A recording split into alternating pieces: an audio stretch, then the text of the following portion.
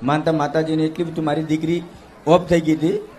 Of થઈ ગયા પછી તરત 5 મિનિટ પછી જીવ પાછો આવ્યો ને એટલે હું માતાજીને માનતા શ્રીફળ રાખી, ચૂંદડીને અગરબત્તી. ઓચિંતાનું ખલાસ કઈ બોલવું ચાલુ નહીં, કઈ જોવું નહીં, કઈ ને કઈ ચાલુ કહ્યું નહીં, બધું સંઠાનું થઈ ગયું હતું.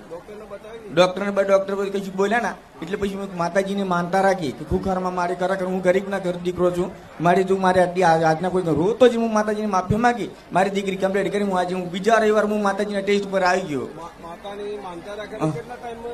5 મિનિટમાં તૈયાર થઈ ગઈ એટલું માતાજીને 5 મિનિટમાં થઈ ગઈ એટલું માતાજીની દયા છે.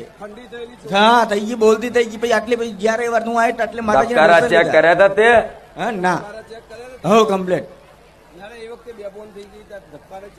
બધું કર્યું હતું. ડોક્ટર પાસે બતાવ્યું પાવી જેતપુરમાં ના પાડતા હતા. ડોક્ટર એવું કે જીવ નહીં, હા એવું કીધું.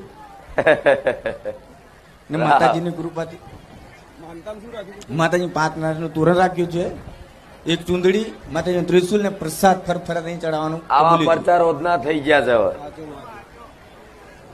ભલે રામ છોટા ઉદેપુર થી આયા, આ તો મારા નામથી નવું જીવનદાન મળ્યું.